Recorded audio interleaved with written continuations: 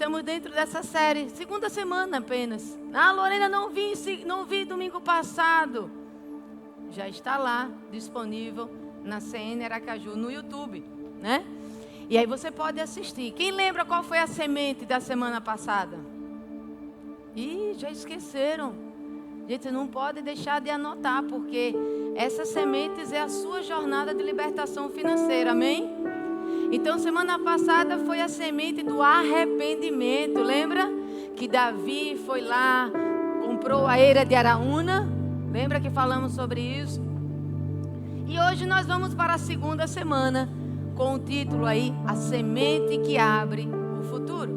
Abra as suas Bíblias em 1 Reis, capítulo 17, versículo 1. Ora, Elias de Tisbe, em Gileade, disse a Acabe: tão certo como vive o Senhor, é o profeta falando, tão certo como vive o Senhor, o Deus de Israel, a quem sirvo, não cairá orvalho nem chuva nos anos seguintes, exceto mediante a minha palavra. Olha que coisa, né? Depois disso, a palavra do Senhor veio a Elias: saia daqui, vá para o leste e esconda-se perto do riacho de Querite, a leste do Jordão. Você beberá do riacho e dei ordens aos corvos para o alimentarem lá. Ele fez o que o Senhor lhe tinha dito. Foi para o riacho de Querite, a leste do Jordão, e ali ficou. Os corvos lhe traziam pão e carne de manhã, e no final da tarde, ele bebia água do riacho. Algum tempo depois, o riacho secou, por falta de chuva na terra. Então a palavra do Senhor veio a Elias: vá imediatamente à cidade de Sarepta, em Sidom, e fique por lá. Ordenei uma viúva daquele lugar que lhe forneça comida. Mesmo que alguns lugares que você estejam seque, Deus vai providenciar outro lugar para você ter provisão. Amém? Foi isso que Deus fez com Elias. Ele foi a Sarepta. Quando chegou à porta da cidade, encontrou uma viúva que estava colhendo gravetos. E ele a chamou e perguntou: pode me trazer um pouco de água em uma jarra para eu beber? Enquanto ela ia buscar água, ele gritou: olha para Elias. Elias é danado, né, Júnior? Por favor, não só a água, como ele, eu acho que ele disse assim, não só a água, traga-me também um pedaço de pão. Ela, porém, respondeu: tão certo como vive o Senhor. Preste atenção que essa é uma frase-chave aqui, viu? O teu Deus, não tenho nenhum pedaço de pão, só um punhado de quê? De farinha em um cântaro e um pouco de azeite em uma botija. Estou colhendo 2 gravetos para levar para casa, preparar uma refeição. E depois de comermos, eu e o meu filho morreremos. Esse era o plano da mulher para o dia dela, amém, gente? Ela ia morrer, que ela estava determinando. Elias, porém, lhe disse: não tenha medo, vá para casa, faça o que eu disse. Faça o que eu disse. Porém, faça um pequeno pão com o que você tem e traga-o para mim. Depois faça algo para você e seu filho. Primeiro para mim, depois para você. Pois assim diz o Senhor, o Deus de Israel: a farinha no cântaro não se acabará, o azeite na botija não se secará, até o dia que o Senhor fizer chover sobre a terra. Ela foi e fez conforme Elias lhe dissera. Desse modo a comida durou muito tempo para Elias, para a mulher e para a sua família. A farinha no cântaro não se acabou, o azeite na botija não se secou, conforme a palavra do Senhor proferida por Elias. Amém? Poderosa essa palavra, né, gente? Então vamos lá para o cenário do nosso contexto de hoje. Tempo de crise nacional. Tempo de crise nacional. Israel vivia um reinado de Acabe, Um rei que havia se desviado completamente dos caminhos do Senhor. E esse rei, influenciado pela esposa dele, chamada de Jezabel, instituiu a adoração a Baal, o deus da fertilidade e da chuva. E como, gente, resposta a essa idolatria, Deus... João, pode botar o primeiro aí. Diante desse cenário, esse cenário de escassez. Por quê? Porque aquele povo estava adorando um Deus que, como eu acabei de falar, um Deus, o Baal, que era o Deus da fertilidade, da chuva. Então vocês não estão adorando. Então, como resposta a essa idolatria, Deus fechou os céus. Não haveria chuva, como eu acabei de ler para vocês. Não haveria nem orvalho, segundo a palavra do profeta.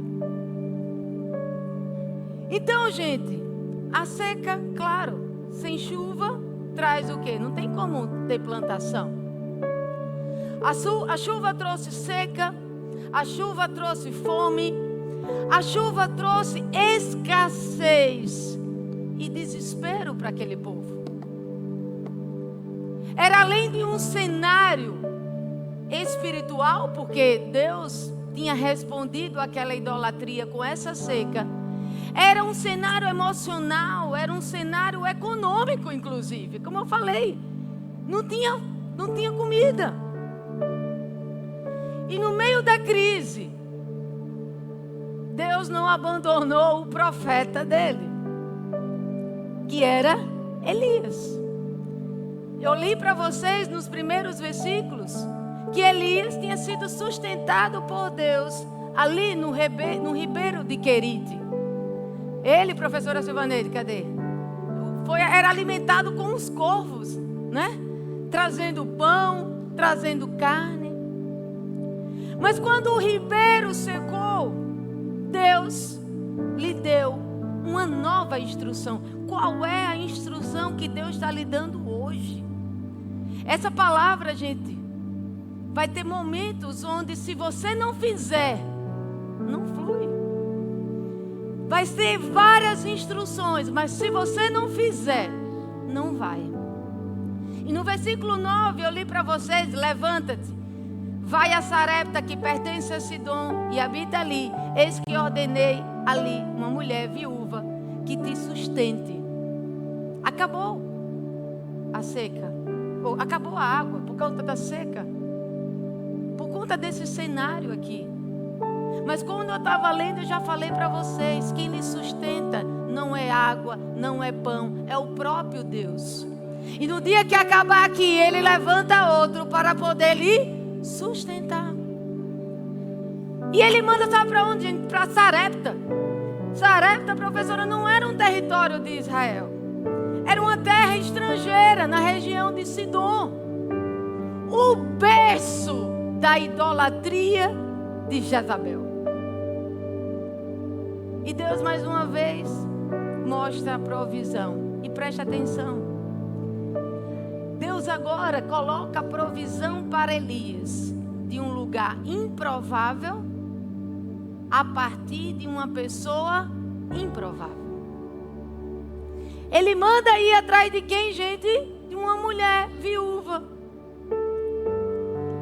E aí chega Elias para essa mulher. Quando Elias chega na cidade, ele encontra essa viúva. Era uma mulher, gente, como eu acabei de falar para você, Juninho, zero recurso. Sem recurso, sem marido. Você, se o marido hoje é importante, imagine naquela época. Sem marido, sem sustento, ou seja, sem total esperança. E aí o profeta, aí Elias chega para ela e pede a ela algo. E quando ele pede, ela fala para Elias uma das frases mais tristes da Bíblia. Juro pelo nome do Senhor, teu Deus, ela respondeu: não tenho nenhum pedaço de pão, só um punhado de farinha num jarro e um pouco de azeite numa botija. Estou colhendo uns 2 gravetos para levar para casa, preparar uma refeição para mim e meu filho, para que comamos e depois o quê? Morramos.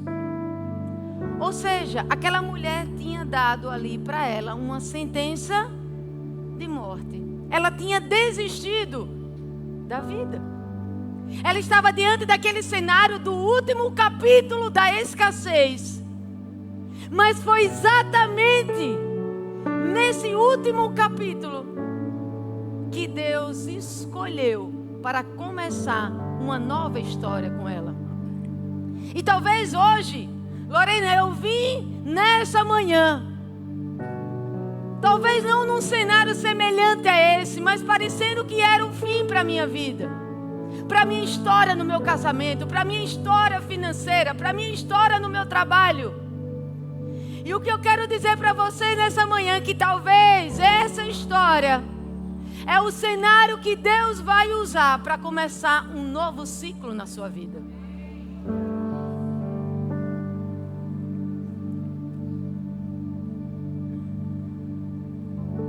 Deus está aqui, aleluia, tão certo como o ar que respiro, tão certo como a manhã que se levanta, tão certo como eu te falo e tu podes me ouvir. Deus está aqui, aleluia, tão certo como o ar que eu... Levanta suas mãos nessa manhã. Vamos lá, tão certo como a manhã que se levanta, tão certo como eu te falo e tu podes me ouvir. Às vezes você vai se achar assim, num cenário semelhante a essa mulher. Mas Juninho está trazendo a resposta. Mesmo dentro desse cenário, Deus está aqui. Deus estava com essa mulher aqui? Sim! Estava!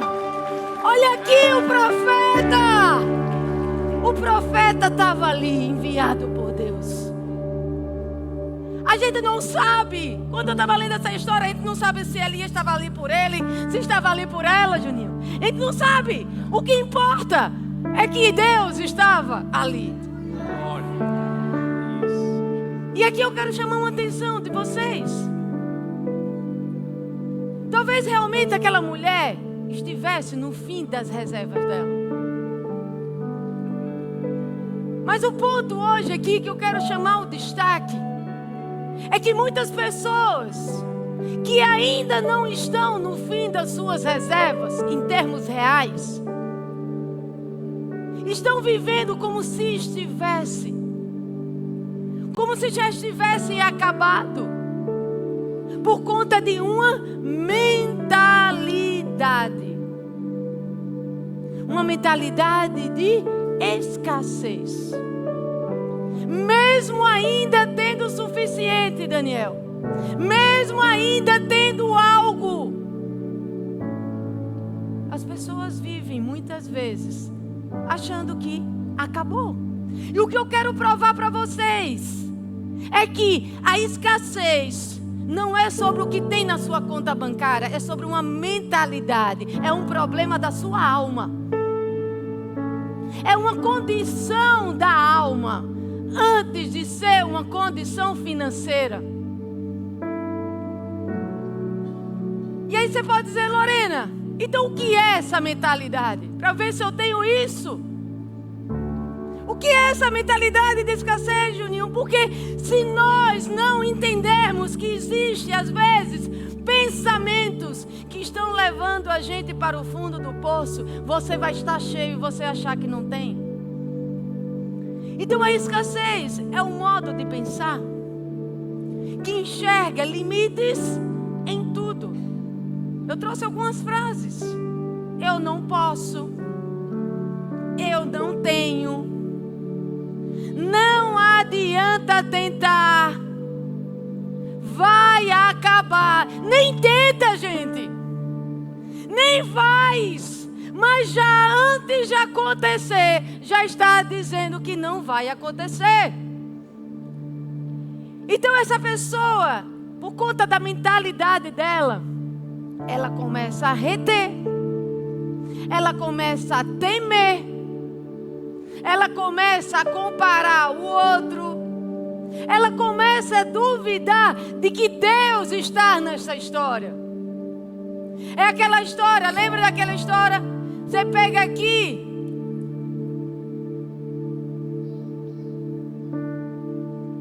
Sempre olha o copo como está o quê? Vazio.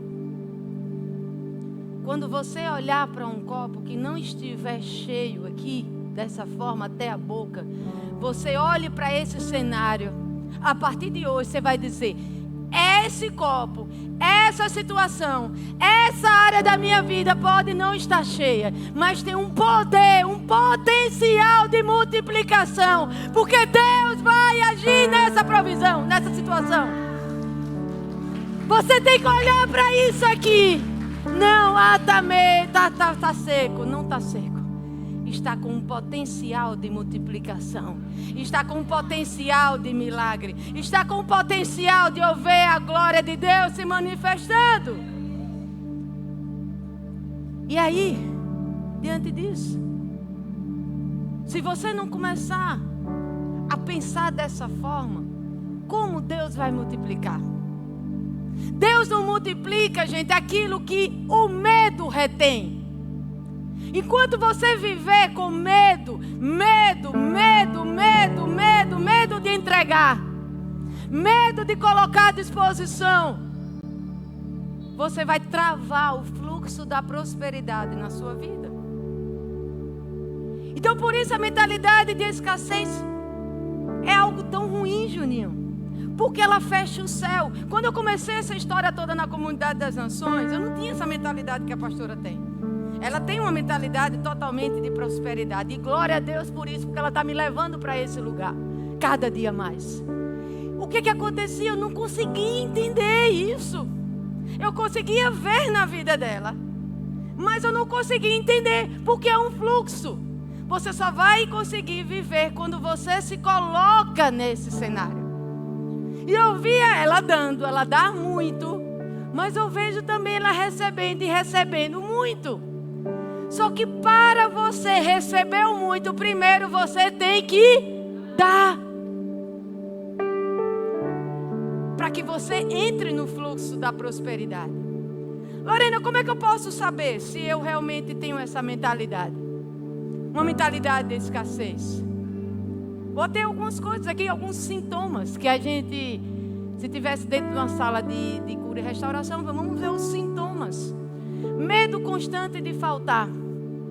Isso é um sintoma. Mesmo quando tem o suficiente. Foco no que não tem.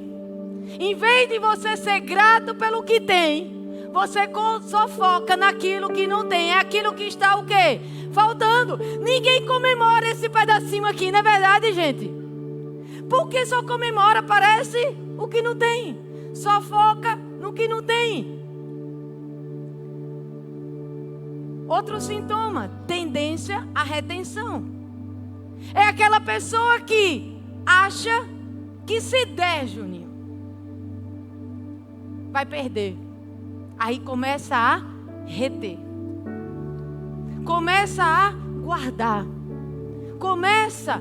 Tem gente, e eu vou dizer a você, vou dizer uma coisa a vocês. Isso é verdade demais. Quando eu comecei lá atrás, isso aí eu não tinha nem aceitado Jesus ainda. Porque nosso processo de libertação começa quando você aceita Jesus, amém? Tem coisas que Jesus vai lhe curar imediatamente. Tem coisas que vai ser mais num processo da santificação. Gente, eu era tão segura pela minha história, pela história do meu pai, que acabou pegando para mim. Hoje está aqui, que viveu um bom tempo comigo. Eu guardava tanto as coisas que eu ganhava, que eu perdia o que eu ganhei. Eu me lembro que eu ganhei uns kits, um negócio de uns perfumes de um tio meu que morava na Europa. Não sei onde eu coloquei. Olha que miséria. E hoje, gente, eu olhar para esse cenário, eu vejo Deus agindo. E aí quando eu aceitei a Jesus, Jesus me curou disso imediatamente.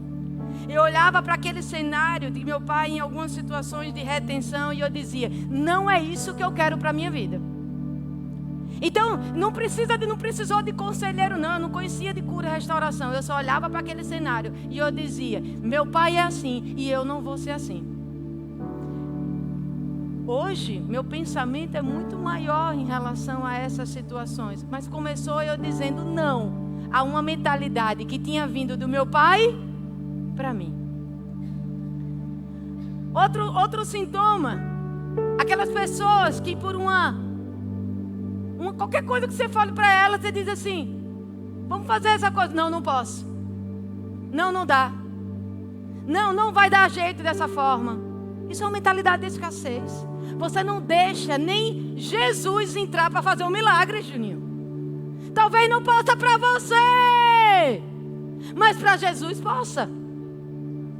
Tem pessoas, gente, que tem uma mentalidade de escassez tão severa que elas desconfiam da promessa que Deus dá para ela. Porque ela sempre tem, será que é? Será que não é? Será que é abundância? Será que não é pensar demais isso não? Eu acho que isso não é para mim. Isso é mentalidade de escassez. E é claro, gente, uma pessoa com uma mentalidade dessa não tem como crescer.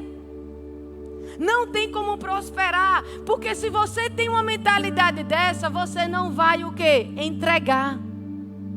E se você não entrega, você interrompe o fluxo normal. Olha o que diz em Provérbios 11, 24. Há quem dê generosamente e vê aumentar as suas riquezas. Outros retêm o que deveria dar e caem na pobreza. Foi o que aconteceu. Eu retive tanto que caí na pobreza. Não fiquei com perfume, fiquei com nada. Não é verdade, gente? Então eu preciso ser generoso. Eu preciso entregar. A força, gente, está na entrega. Porque quando você entrega, flui. E essa mentalidade, gente, de escassez, ela funciona como um bloqueio interno. Porque está nos seus pensamentos, está nas suas ideias, está no seu modo de agir. E se você não tiver alguém que lhe mostre, você não consegue sair desse lugar. Porque é um bloqueio interno, é uma mentalidade, é uma fortaleza, é o seu modus operandi. E o pior disso é que isso impede a abundância externa de chegar. Concorda comigo, gente? Tá claro para vocês? E aí, voltando à história da mulher. Talvez você diga, Lorena, que situação essa mulher nessa escassez toda. E talvez você se pergunte, por que Deus escolheu uma mulher com tão pouco para todo esse cenário de abundância? Sabe por quê, gente? Porque Deus não está preocupado com a quantia que você tem no bolso. Deus não está preocupado com a quantidade. Deus está preocupado com o coração disponível. É por isso que eu me empolgo, já estou na expectativa de quanto vai chegar. Porque Deus sabe o meu coração que está disponível. Porque Deus está atrás de corações disponíveis, não de quem já tem. Porque quem já tem e não entregou, perdeu a chance dele. Então ele não estava ali atrás da farinha, mas da fé daquela mulher escondida por debaixo de toda aquela história. O que Deus queria ver, gente, é que diante da escassez, era o relacionamento de confiança que aquela mulher ia ter diante do profeta. Se ela ia olhar para o que não tinha, ou se ela ia olhar para aquele profeta, ter fé naquela realidade ali, e crer que o Deus da provisão iria fazer alguma coisa naquele cenário. Entendam uma coisa, gente, isso é muito importante. Isso é muito importante. Às vezes as pessoas não se dão conta disso, Juninho. Nós falamos muito de Deus. Deus é o quê? Pai. Mas qual é o nível de relacionamento que você tem com esse Pai? Muitas vezes a mentalidade de escassez prova a sua situação espiritual. Mostra que você está limitado pelo que vê, não pelo que crê. Não por quem é seu Pai celestial, dono de toda prata e de todo ouro. Então a escassez, gente, ela tem um contexto espiritual. Porque você, quando você tem uma mentalidade dessa, você está dizendo: eu não confio no Deus a quem eu sirvo. Então, gente, a escassez, ela tem esse propósito espiritual. E essa questão espiritual é exatamente onde Deus vai ver o quanto você confia nele. É onde Deus vai ver o quanto você depende dele. Gente, eu ouso dizer no temor do Senhor que tem situações que acontecem na sua vida. Deus permite que aconteça para Ele ver o grau de dependência que você tem dele. É ou não é? E essa mulher aqui nesse cenário é um espelho de tudo isso que a gente está falando. É sobre confiança. O cara disse: vai, primeiro é o meu. Ela estava com uma criancinha, minha gente. Mas aqueles que dependem de Deus não estão preocupados. E o meu salário, será que vai dar? E essas pessoas, será que vai chegar junto se faltar? E o que tem na minha conta bancária? Não. Porque essas pessoas que dependem de Deus vai dizer: se Deus é comigo, nada vai me faltar. Porque Ele é o meu pastor e de nada vai me ter falta. Então, gente, às vezes é como eu falei, Deus permite que o ribeiro seque, como aconteceu com Elias. Justamente para ensinar que a fonte não era o ribeiro, era o próprio Deus. Quando eu estava pensando sobre isso, Juninho, eu me lembrei dessa história. E coloquei essa analogia. Toda vez que nosso celular está com a carga baixa, aqui está na bolsinha o quê? 1%. Não tem jeito, você já começa, você pode estar longe, você pode estar cansado, você pode estar sem vontade de fazer. Você já começa de forma instintiva procurar o quê? Uma tomada. Ou seja, a bateria baixa desperta em você um senso de urgência. E a escassez, seja em qual for a sua área, faz a mesma coisa com a sua alma. Quando o nível está baixo, quando chega a 1%, é como se Deus tivesse: chegou a hora de você vir para a verdadeira fonte. Eu sou a sua fonte. A crise, gente, não vem para desconectar. Tem gente que entra em crise e fica com raiva de Deus. A crise vem justamente para dizer: eu preciso da tomada para me reconectar àquele que pode me suprir de todas as coisas. E é nesse cenário do 1% que Deus vai usar para reverter todo o seu quadro, se você colocar a confiança nele. Tá dando para entender, gente? É nesse cenário que Deus está dizendo: eu sou a sua fonte. Eu ainda posso. Eu ainda vou multiplicar o que está faltando. Entenda, Juninho. Ausência, escassez não significa uma ausência de Deus. Significa que Ele está no centro da história, no centro, no palco. Ele agora está no meio ali, para reverter esse novo cenário. Aquilo que parecia impossível, aquilo que parecia não ter saída, aquilo que parecia ser minha morte, mas Jesus mudou minha sorte. Sou milagre, estou aqui. Levanta as duas mãos e cante com fé. Aquilo que parecia impossível, Aquilo que parecia, pensa naquilo, não ter saída, aquilo que parecia ser minha morte, mas Jesus mudou minha sorte, sou um milagre. estou aqui. Aquilo Que parecia impossível, Eu sei que você me ama e é impossível, mas chegou a hora de Deus reverter o seu quadro. aquilo que parecia ser minha morte, mas Jesus mudou. Sou um milagre, estou aqui. Agora entra a parte que cabe a cada um de nós.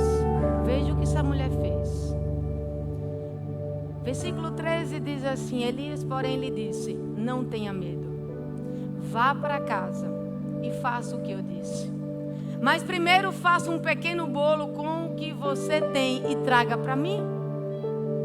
E depois faça algo para você e para seu filho. Pois assim diz o Senhor, o Deus de Israel: a farinha na vasilha não se acabará e o azeite na botija não se secará, até o dia que o Senhor fizer chover sobre a terra. A mulher foi fazer. Quando Elias fala com a viúva, ele dá duas instruções para ela. Preste atenção.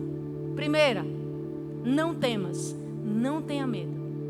Porque a primeira coisa que o inimigo vai fazer com você, diante de momentos onde você vai precisar entregar ele e colocar medo, Juninho. Então, se você, na hora que você tiver medo, lembre dessa instrução de Elias para essa mulher: não tenha medo. Segunda instrução, essa foi demais. Vá, faça primeiro para mim. Gente, ela estava falando com quem? Com quem essa mulher estava ali comunicando? Com um profeta que veio da parte do Senhor. Quando ele diz: vá e faça para mim, aquela mulher foi provada para quem era a prioridade no coração dela. A prioridade revela quem ocupa o trono do seu coração. Deus sabia que a crise não estava na despensa daquela mulher, estava dentro dela. Aquela escassez externa ali que estava acontecendo, na verdade era um reflexo de uma escassez interna. Por que ele disse não tenha medo, pastor? É porque tinha medo. Elias estava indo, enviado por quem? Por Deus. Elias falava ali inspirado por Deus. Então Deus já tinha visto nela medo, já tinha visto nela insegurança, já tinha visto nela talvez uma autopreservação. E o cara disse que vai e faça primeiro para mim. É para dizer: vamos ver se realmente a sua prioridade é você ou sou eu. Por isso, gente, que antes de multiplicar a farinha, Deus precisa, isso é um culto de libertação, precisa libertar você do medo. E quando eu falo do medo, não é um sentimento, o medo é um espírito e que precisa ser liberto. Medo é um espírito. Então quando Elias diz: vá faz primeiro para mim. Ele não faz isso porque ele é um explorador, né? Na hora de a gente entender, meu Deus do céu, o cara está pedindo isso. É porque nós precisamos começar a pensar como o céu pensa. Nós vivemos da terra para o céu, mas o certo é viver do céu para a terra.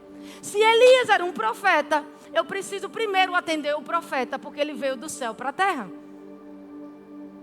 E às vezes a gente dá uma ordem, um conselho. Uma ordem não, um conselho. E não ouve. Por que não ouve?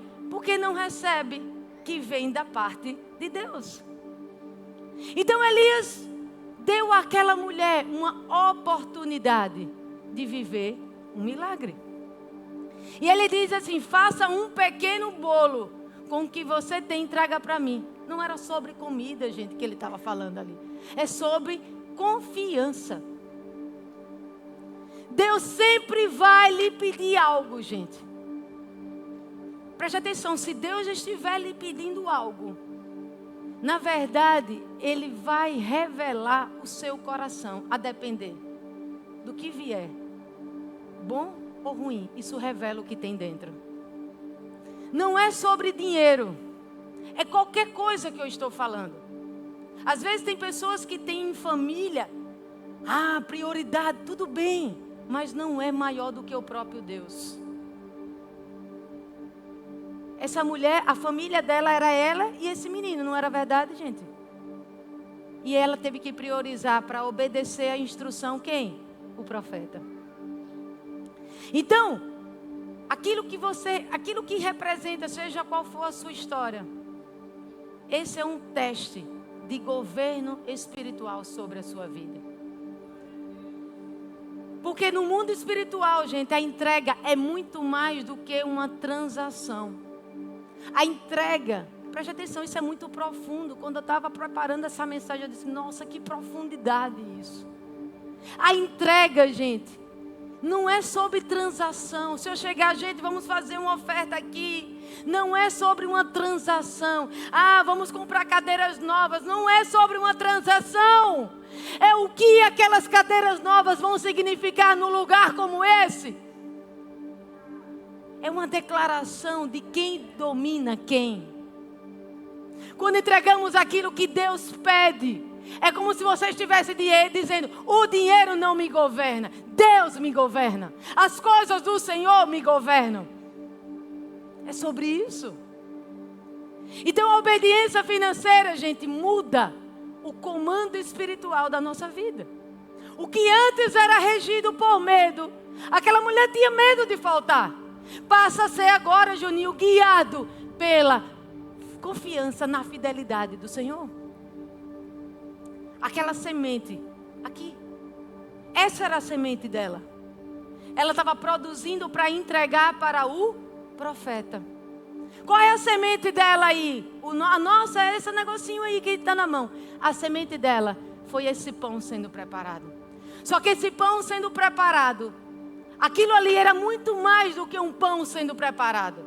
Aquilo ali, ela estava declarando uma guerra ao espírito da escassez, que não iria dominar ela com medo de faltar. Vocês estão entendendo o que é um culto de libertação? Então, cada vez que você oferta, é como se você estivesse dizendo: eu não sou escravo do que eu tenho. O que está nas minhas mãos não tem poder sobre mim. Eu não sou mais escravo do medo. Eu sou filho de Deus. E eu não sou mais escravo do medo. Eu sou filho de Deus. Abriu o mar. Abriu o mar pra eu passar por ele. Olha pela fé que me alcançou. Ele me resgatou e agora posso cantar. Levanta as suas mãos e diga: eu sou filho de Deus.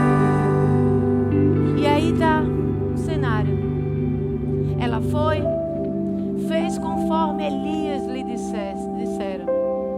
E aconteceu que a comida durou todos os dias para Elias, para a mulher, para a sua família. Pois a farinha na vasilha não se acabou, o azeite na botija não secou, conforme a palavra do Senhor proferida por Elias. Chegou a comida que ela queria, com a semente da obediência sendo entregue.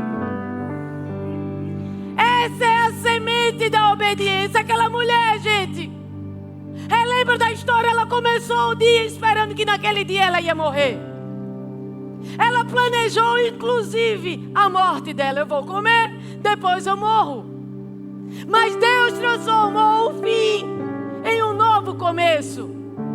O que seria o último pão virou o primeiro dia da provisão dela, porque ela tão somente obedeceu. Louvado seja o Senhor. E é interessante que a palavra diz assim: a farinha na vasilha não se acabou, o azeite na botija não secou, conforme a palavra do Senhor. Ou seja, o milagre foi contínuo. Não foi de uma vez toda. Ou seja, Deus proveu todos os dias. É um maná diário. Isso nos ensina que existem milagres que vêm em abundância imediata. Mas o milagre que mais a gente observa nessa história é que Deus nunca deixou faltar. É aquela provisão diária, constante, todos os dias da sua vida. Lorena, mas não está chegando. Qual foi o último dia que você foi no hospital, que você comprou o remédio? Não lembro. Então chegou. Qual foi o último dia que seu carro deu problema? Não lembro. Então chegou a provisão. Não ache que provisão é tão somente quando o dinheiro chegar, é quando também não acontece o pior. E nós precisamos entender, porque Deus não quer que a gente entregue. Ele quer que nós entendamos. Isso é uma aula aqui para ensinar a depender tão somente dEle. É sobre isso. E o Deus, gente, nunca deixou faltar ali. A semente de obediência daquela mulher não trouxe só para ela, para o filho, mas para o profeta também.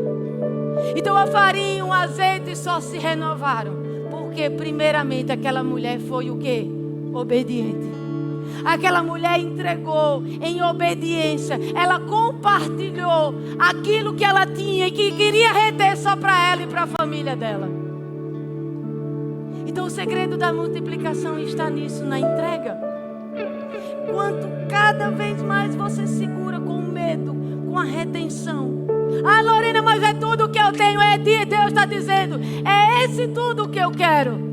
Para você ver a glória, a minha glória se manifestando na sua vida. É como aquela analogia, eu gosto muito dessa analogia. Quando você paga uma conta atrasada, o que é que acontece com o seu CPF se você não pagar? Trava, não é isso? Vai para o SPC, vai ver aquela confusão.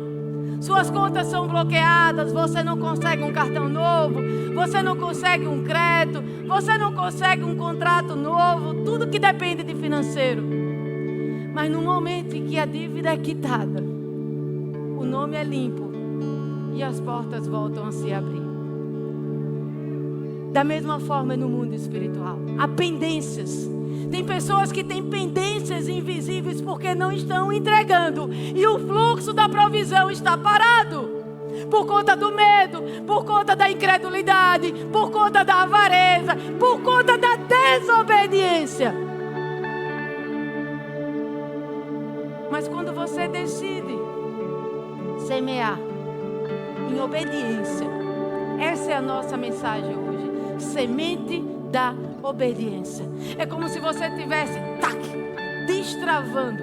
Aqueles bloqueios espirituais quebraram, cessaram. E o fluxo da prosperidade vai correr agora. E para a gente terminar, entenda uma coisa, a coisa na nossa vida, gente, que por mais que você trabalhe, por mais que você você seja capacitada. Você pode ter todas as formações na sua área. Não é sobre o trabalho. É por fé. É por obediência.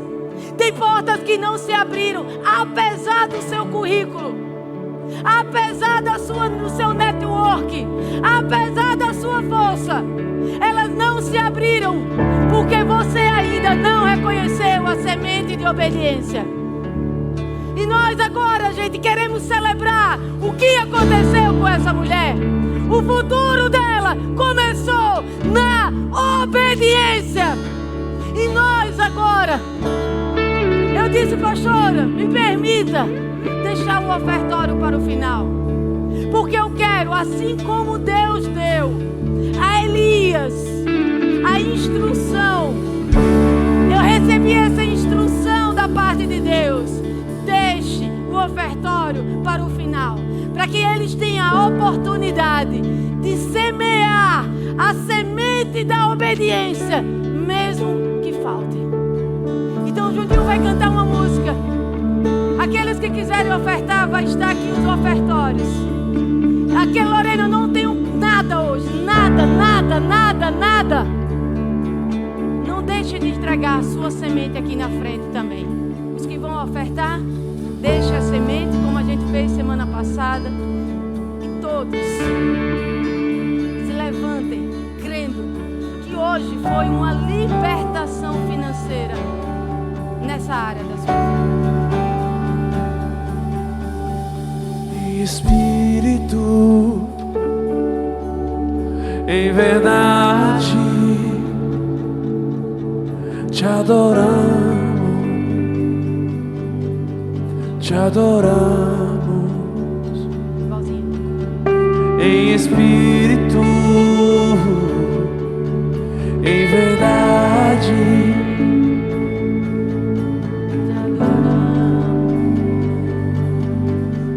te adoramos, Rei dos Reis e Senhor, te entregamos nosso. Eu vou orar com vocês e vocês podem se levantar. Senhor, assim como visitaste a casa da viúva de Sarepta, visita agora cada casa aqui representada nesse lugar. Nós declaramos que todo medo de faltar está sendo quebrado agora, no nome de Jesus. Que toda mentalidade de escassez está sendo desfeita agora, no nome de Jesus. Que o teu povo, Senhor, hoje seja libertado para viver todo o fluir da abundância na vida deles. Que azeite, Pai, não falte. Que a farinha não mais se acabe. E que cada oferta que eles vão entregar aqui no teu altar retorne como chave profética para abrir novos tempos. Recebe, Senhor, toda essa oferta, toda essa entrega como uma expressão de fé e confiança, sabendo que o Senhor é o mesmo Deus de ontem, de hoje, de hoje, de hoje, de hoje, e sempre será o mesmo. Pai, multiplica na vida dos teus filhos, declarando